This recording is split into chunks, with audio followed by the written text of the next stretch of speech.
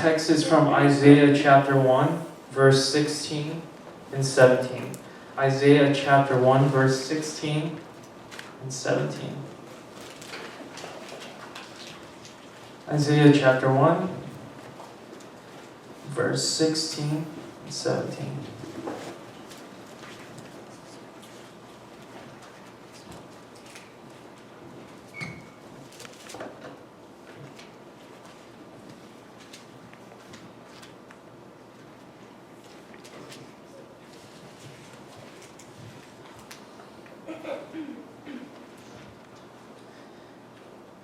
I'll read from the NIV. You can follow along.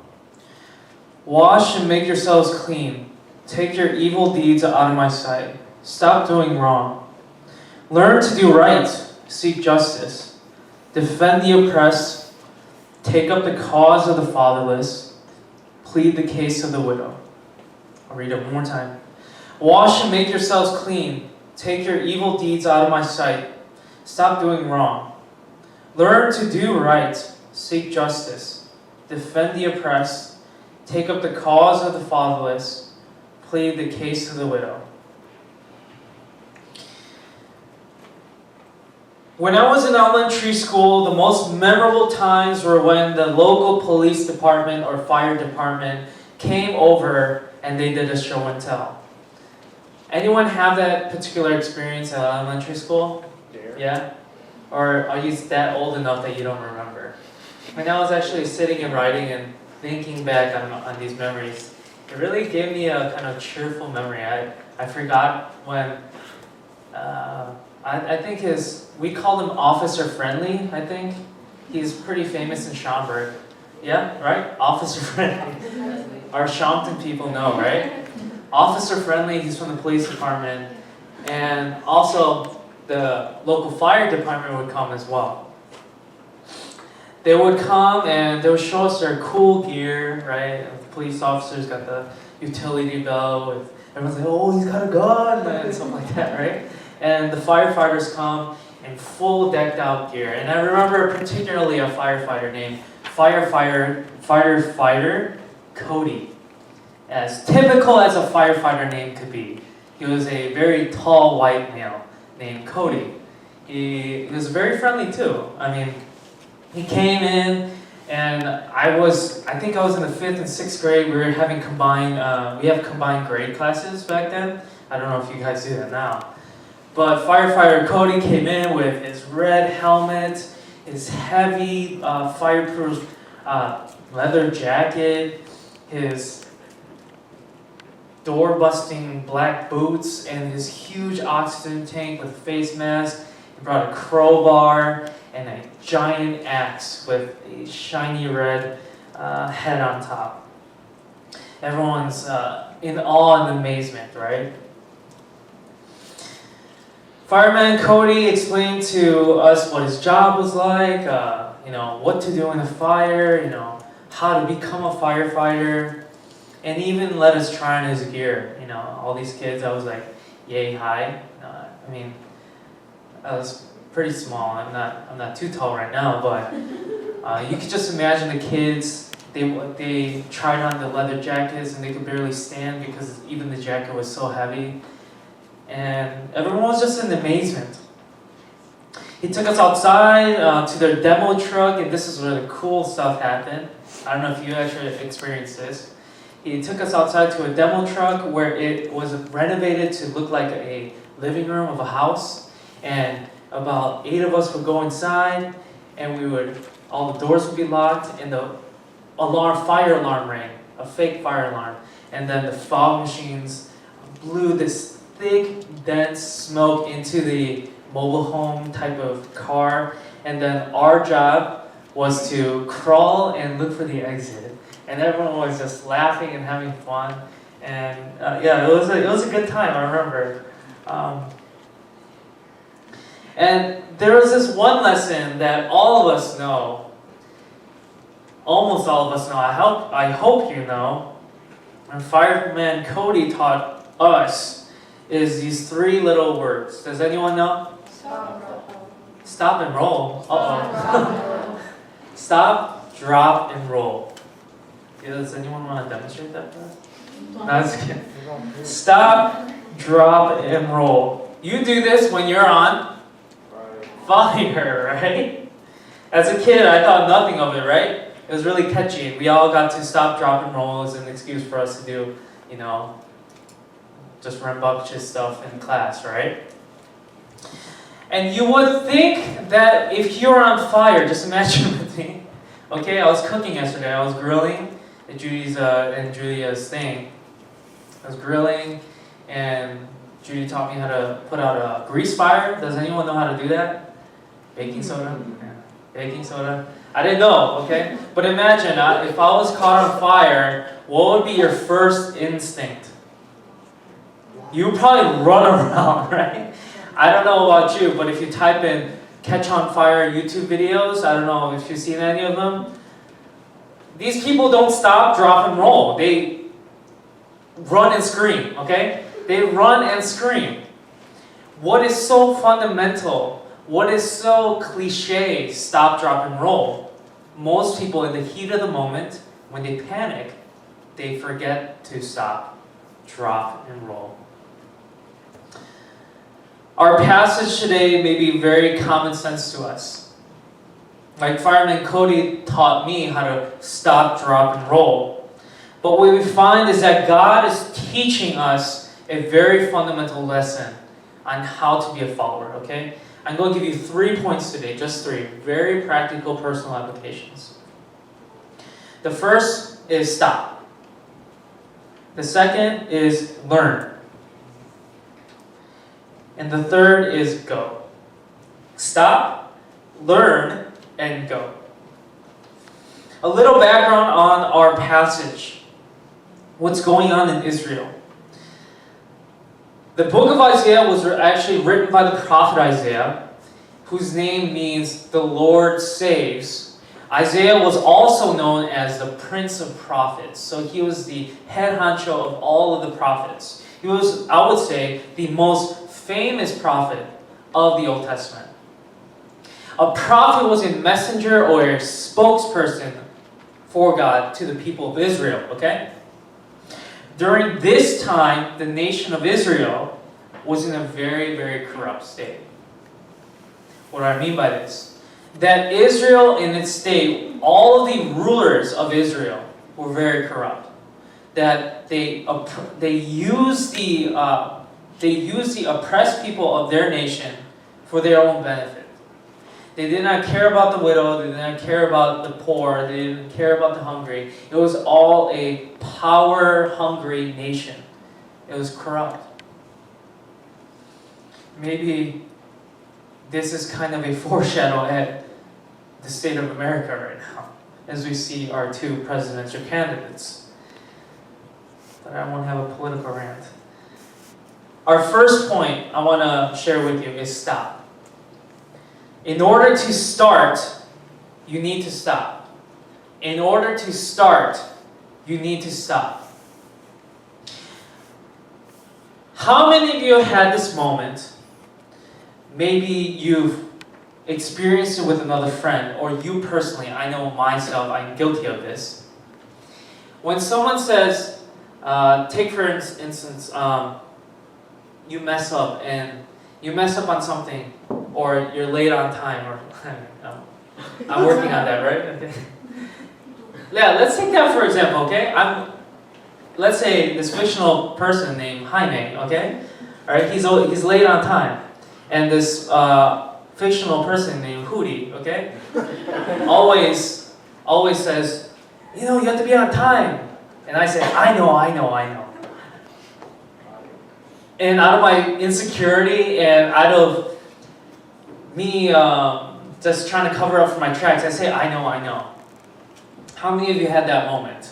When someone has told you, you did something wrong, but all you say as a reaction is, I know. But if you did know, Jaime, then you would have been on time. If you did know Yevin or Han, then you would have not done the thing that you did, right? It's our human condition, unfortunately, right? We say that we know, but we really don't know. Our conscience bears proof that we know right and wrong, right? I don't have to tell you what is right and wrong, but you have within yourself as a rational human being what is right and what is wrong. As fuzzy it may be for you at some times, for the most part. It's clear in our heads, but it's a battle in our hearts. I need to stop this habit in my life. I need to cut this relationship off my life. I need to surround myself with more positive and encouraging people in my life who will lead me in a better direction. I know this is bad for me. I know this will come of no good. We know the warning signs of all these things. Don't eat junk food because you know all these effects on your life. Don't smoke, don't drink because there are these health effects in your life. If you remember from a Friday, I showed you a video of a smoking kind of psychological experiment where kids would go around telling people facts of the health effects of smoking to these older people, and what did they say? They had the same reaction, right? Oh, I know, kid, I know it's bad for me. But when they flipped it around, and when they kind of posed themselves as wanting to smoke, asking for a cigarette or asking for a light to these adults, they would teach them the effects and dangers of smoking. We know, but we really don't know. Isaiah, the prophet Isaiah was shouting, pleading and warning Israel. Your corruption, your heartlessness, your injustice, your abuse of power will bring a great judgment upon you. Isaiah was warning the people of Israel. You know, but you guys really don't know. Isaiah 6:9, God tells Isaiah to say, go and say to this people, keep on hearing, but do not understand. Keep on seeing, but do not perceive. We may be hearing right now, but you're not really listening. You may be looking right now, but you're not really seeing. These are things in our lives that we know that we need to stop. And our first point today is, I'm asking you, when are you going to stop? When are you going to stop? When are you going to halt in your direction? When are you going to stand in your place and say, I'm going to make a change? Because in order to start, you need to stop. There is no one else in this world that will stop you. You have to make that choice for yourself. We need to cut out the harmful habits in our lives. We need to stop the sin that steals away our joy in our relationship with God. We need to stop the sin that steals our joy in our relationship with other people. We don't really know unless you make the decision to stop and cut off all the things that really don't do us much good. As God tells the nation of Israel to stop doing evil and cut off all the things that make you do such things and make yourselves right before God, this is a warning for us. That for those of us who don't stop will experience His judgment. Now, I know the connotation that kind of comes up when you hear of judgment. Sadly enough, when the Orlando attacks happened, people were saying, look at that! That is God's judgment on these homosexual people. Well, I remember when Hurricane Katrina hit as well, a lot of Christians were saying, look at that! That was a judgment upon a city of lawlessness.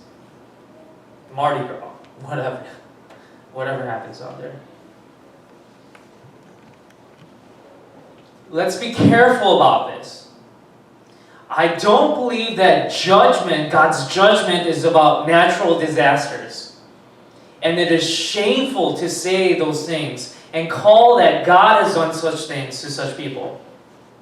But I believe the real judgment here is that God's presence will not be with you. That is the real judgment. It is not that pain will come into your life.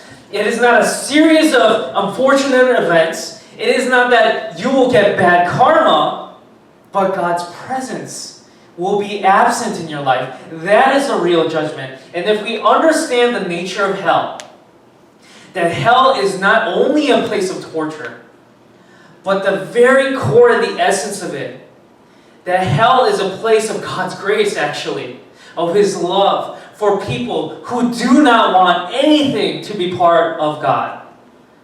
That hell is a place where God's presence is totally absent.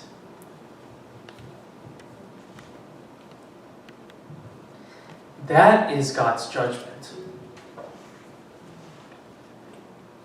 There are two effects to God's judgment. And in the book of Isaiah, God's judgment is almost always referred to as fire. There are two effects. Either God's judgment can destroy you, or God's judgment can purify you. It can either destroy you, or it can purify you. What I mean by destroy is destroy your faith. Not that God will intentionally destroy your faith.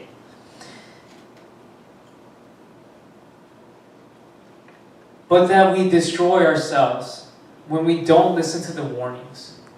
That we destroy ourselves when we don't stop and look to see our honest condition and to see that God is trying to help us. Not for any harm, but for the good of us.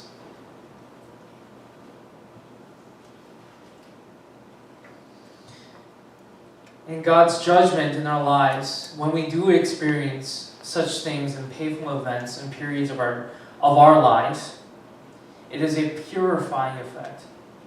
That I truly believe if you are going to mature as a believer in Jesus Christ, that you are going to have to go through suffering in your life. There is no other way. And I am not standing here without experience. Not that I have a badge of honor. But I believe if I did not go through the terrible, darkest moments of my life, that I could not have been purified, not in the sense of purity and sin, but in my faith, to trust God more, to refine your faith, to transform your character, to burn away all the superficialities of your life, whatever you're hanging on to, and to find that God alone, that you can trust in Him. This is a promise for us that you don't have to keep living in your hell, because God's presence is promised to you if you're ready, if you're open to Him. The second point is learn. Doing good by learning what is good. Doing good by learning what is good. Now, I hate to say this, but this sounds like a Sunday school lesson. But like I said before, the most cliche things in our lives that we could take for granted. How many of you know the YouTuber Shay Tarts? No? Okay, Shay Tarts. He was a very, he's a vlogger. He was like one of the original OGs of YouTube who daily vlogged. Casey Neistat is kind of a, he's not the original OG. He's more of a popularized vlogger. But Shay Tarts, or Carl Shay, was the first original daily vlogger of YouTube. But he's actually a Mormon. I was listening to an interview about his kind of understanding cliches, and it's really true. We take cliches for granted. The simple truths in life. But what he's saying in the interview is we have to look behind the cliches. And we say, oh, I know that cliche, I know that simple truth. But you don't really know unless that is really true in your life. And I think it is a humbling experience for those people who do understand these cliches and really live up to them. Doing good by learning what is good. Notice the wording in verse 17. If we want to look back into our verse. Learn to do right. Seek justice. Learn to do right and seek justice. Let me tell you, there is a learning to do right. Wait, I didn't get doing good 101. I didn't take doing good 101 in high school or doing good 102 in college. They don't teach you that. It's something called ethics and morality in your philosophy class. But there is a way of doing good by learning it. I'm not talking about a system of ethics or a philosophy of it, but a relearning of knowing what is right and wrong, and deepening those understandings as well. Like I've mentioned before, a sole focus on holiness without justice can be shallow. A sole focus on holiness, your own personal devotion to God, can be so shallow that you have no mindset or mission of justice. I don't have to name examples. Because anyone can outwardly follow the rules in your life, even make up unnecessary, superfluous Christian rules to satisfy the crowds of people that you're amongst. Right? Think about it. I have to dress a certain way in front of the adults. My hair is kind of messed up this morning. Don't look at it now. Oh, I'm insecure now. Okay. But whenever I come in and I stand next to Pastor Lee on a Sunday, I always feel like a bum because he's always in a suit. And this is the culture of full gospel. I'm not saying it's bad, but the culture of full gospel, I noticed without people telling me, you have to wear suits. Now, it's not a joke. You have to wear a suit if you're a pastor. If you go to full gospel Yoido, no matter how flippin' hot it is outside, you wear a suit everywhere. Okay? Right now, this is my home clothes in full gospel standards. I'm not saying this to bash on full gospel, I'm just using it as an example. But there are so many Christian rules that we make of ourselves to say this, and this is what a Christian should be. And if you do not follow those rules, then I guess you're not following Jesus. We can make unnecessary, extra Christian rules. And God is saying, don't do that to yourself. Follow Jesus. Don't make up more rules for yourself. That's not what I'm about. It's not authentic. It's fake. Be real. Jesus was trying to tell you, be real with yourself. Don't fake it.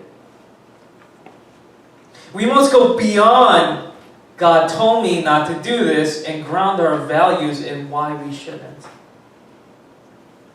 This is where outwardly rules are made personal, because it is divinely rooted, not shallowly held. Anyone can fake being good. Anyone can fake it. What takes courage, what is truly real, are those who go through the fires and droughts of your life to deeply ingrain their roots in why. Why do you follow Jesus? Why did I take a stand at this particular thing when everyone else is doing it? There needs to be a deeper why. Because when the storms come, when the droughts come, everything is sucked out of you. Everything is burnt away. And what is left is your deepening root that you have ingrained yourself into why. Not just for show. Deepen those values by learning what is good, seeking justice.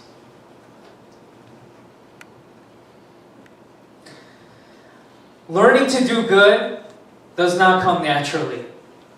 I'm not standing up here and saying, it's easy, guys, just follow Jesus. I'm not. Learning to do good is unnatural. It is as unnatural as myself shooting with my left hand. Johnny apparently is amazing with both. He's learned left and right. Johnny, I'm sorry, I don't see the purpose in it, but it's great for playing horse and pig. But it is as unnatural as picking up a new hobby. It is unnatural as learning a new language. But God is saying this: you have to go to the uncomfortableness, you have to go to the unnaturalness, You have to go through the awkwardness of learning this heavenly language called character, of kingdom character, to learn to do good. There is a difference in doing good as a Christian apart from a moral person who's an atheist, Buddhist, Hindu, what have you.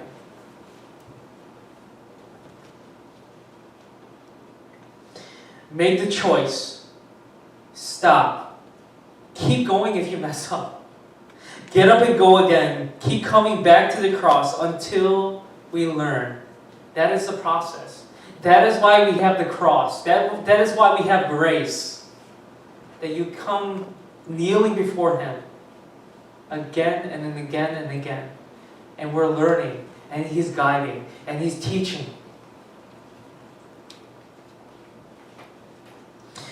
And my third point is go. Seeking good and seeking justice. Seeking good and seeking justice. In an interview with Cruella, does anyone know who Cruella is? They sing this song called Alive. I got this feeling. What was really interesting about them is they actually went to GBN, Glenbrook North. And they're actually a Muslim sister duo. They primarily focus on EDM. But they were talking about their upbringing. And they were saying like, back when they were in high school, they didn't care about doing good or helping people out. All they cared about were their selfies on MySpace. Yeah, MySpace I guess was big back then, right? Who knows what a MySpace is? Yeah, it's pretty dead now. But they had no clue, nothing in the forefront of their minds of anyone else except for them. Maybe it's a developmental thing, right? We can explain it biologically. And they were talking about, they were caught up on so much on finding who they were. It was all about them. And I think they're in their 20s, late 20s now, and they're saying like, we're so immature. I mean, looking back, we're so immature now. And apparently they're getting a lot involved in like a lot of social justice causes and stuff. The sign of spiritual maturity for the believer is an inner transformation resulting in outward mission. The sign of spiritual maturity for the believer is an inner transformation resulting in an outward mission. I'm kind of bashing this. I'm beating a dead horse. I've been preaching a lot about this. I'm not referring to mission trips. The Kenya team that went to Kenya, right? I'm not referring to that as outward mission. That the sign of inner transformation is going to a third world country. That's not what I'm talking about. But mission in the sense that all of us have a duty to seek out to do good. To seek out to do good. Are you at a point in your life where it is not about your personal satisfaction, even your personal fulfillment? I mean, I'm talking about spiritually too. Are you at a point where it's not even about your spiritual fulfillment, but it is about the others around you? That the pains of other people resonate more than the emptiness of your spiritual life. Because I assure you that your spiritual walk is not about you and your own fulfillment. And I think we kind of twist that a little bit. And for people, we go to Jajan, right? John shared. I share over and over again just to remind us and remind myself. Jajan is a time to celebrate. Jajan is a time to be filled, to be energized. But Jajan is not the Christian life. That's gourmet food. That is the buffet. But what we really have to learn is learning to eat the rice, eat the plain bread, drink the water every single day to nourish us. Inward transformation for outwardly mission. It is not necessarily about your spiritual fulfillment. But if we come to the core of the cross, Jesus died to the point where it was not about His fulfillment, right? But He was doing the will of the Father. shared this story once from Mother Teresa in her personal autobiography. If you don't know who Mother Teresa is, she is the saint of all saints of our modern century, I would say, historically. I believe she was part of the Catholic Church. But her whole life was dedicated to lepers in Calcutta, India. Yes, the ancient disease that should be no more in our modern world. There are people groups in India right now that have this skin disease where they're literally decaying like zombies. And she dedicated her whole life to that cause as a follower of Christ. But in her personal biography, this is what she said. She said that at many points of her life, even when she was doing that tremendous work, and all these Christians and all these people, even non-Christians, have adored her, saying she is a model for human beings. In her personal autobiography, she said that if she's honest, there are many points in her life where she felt like God did not love her and His presence was not with her. I really think what we can take from that is that following Jesus does not mean you're always filled all the time. That if I'm honest with myself, that if I come up here every single Sunday and I'm preaching to you guys, I am not always filled. I am not always spiritually fulfilled. I am not always satisfied. But the call of the gospel, what Jesus is calling to us is, will you still follow me regardless of how I feel this morning? Will you still follow me regardless of how I'm feeling with my relationship with God? Because that is not the point. It is following after Jesus and doing the will of the Father.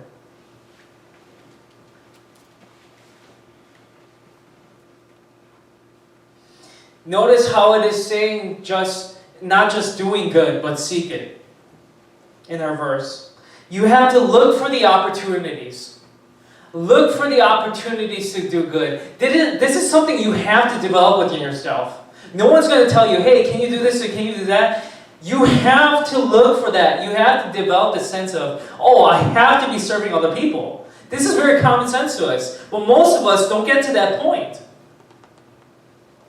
And I think this is where the church is twisted, where the church is all about us instead of about other people.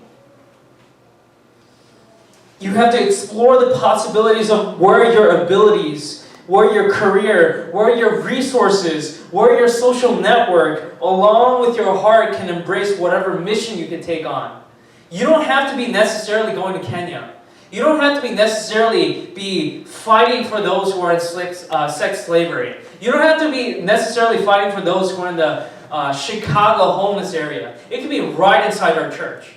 There can be injustices within our church. But do you have the sight to see? Do you have the ears to hear?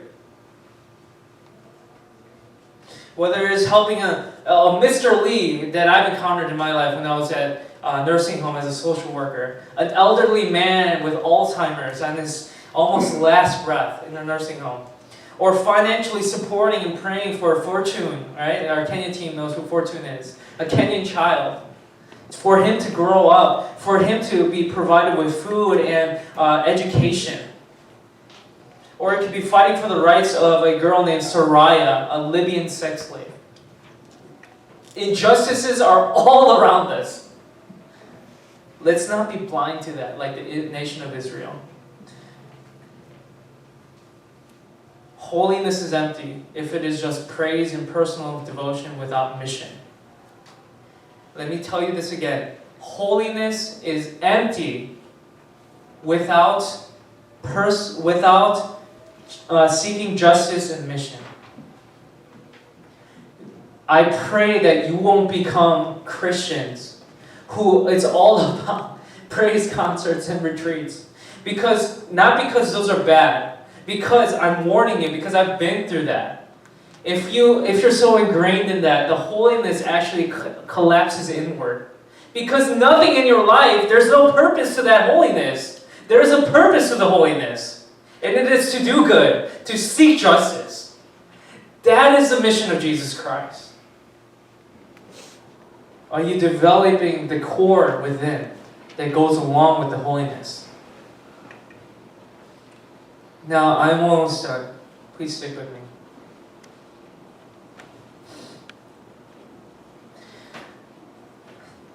Just lately, I think it was this week, Wayne Grudem, you guys probably have no clue who he is. Wayne Grudem, a theologian, and the evangelical theologian, just came out with an article. His article was titled, "Why Voting for Donald Trump is a Morally Good Choice." He's a Christian. At Moody, not even Moody, any Bible college you go to, the Basic Systematic Theology textbook is his book. I read it, and I wasn't particularly enthused or excited by it, nor was I when he actually wrote this article. What really angered me was he shrouded his entire article saying this is what Christians have to be doing. That Donald Trump will be more of a good choice, a morally good choice, rather than Hillary Clinton. My issue is not with particularly candidates, but at the core of his argument, he said that voting for Donald Trump would bring out the most good for the nation. And I'm asking myself, what kind of nation are you serving? Because I know that Jesus never talked about a nation. He never talked about the United States of America being the Christian Mecca of the world. But he talked about the kingdom of God, in which Jesus says, "My kingdom is not of this earth, but my kingdom is nowhere to be found." Let's not be those kinds of people. We're not fighting for America. As Christians, we are building the kingdom of God. It is by the blood of Jesus Christ, by churches, which is a kingdom. It is not a political statement or a national statement. I say this to you because holiness, like I said before, if we're striving after a Christian nation out of our holiness of keeping this nation holy, we're so missing the point in seeking out the justice and seeking out the oppressed, pleading for the widow, helping the fatherless, helping the poor, and sadly enough, that the right doesn't do as much as the left in the public sphere.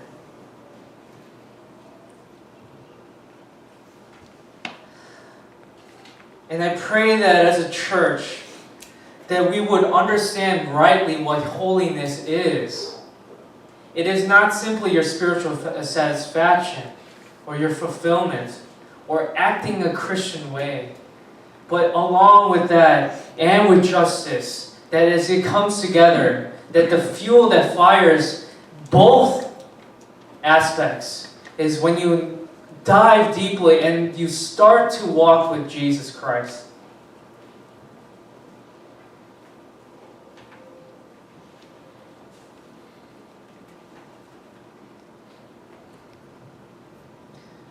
As the Apostle Paul states in Hebrews, the purpose of not sinning and repenting and turning away from it over and over again is not to be stuck in a vicious cycle. Is not to be stuck in a vicious cycle. That the sin that you wrestle with, that it seems like it's never ending. That it seems like there's no way out, that it's impossible. But the freedom from the circle, however short it may be, due to our failings, is to run in such a way to seek out justice and to do good for the sake of God's kingdom. That is the purpose. And as Paul says, "Therefore, since we are surrounded by such a great cloud of witnesses, Let us throw off everything that hinders us and the sin that so easily entangles us. And let us run with perseverance the race marked out for us. The point of the Christian life is not about battling sin, but there needs to be a replacement for stopping bad.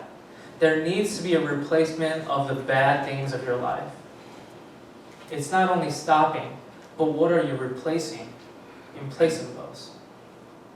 Holiness may collide with your justice as we learn to follow Christ. Let's pray together.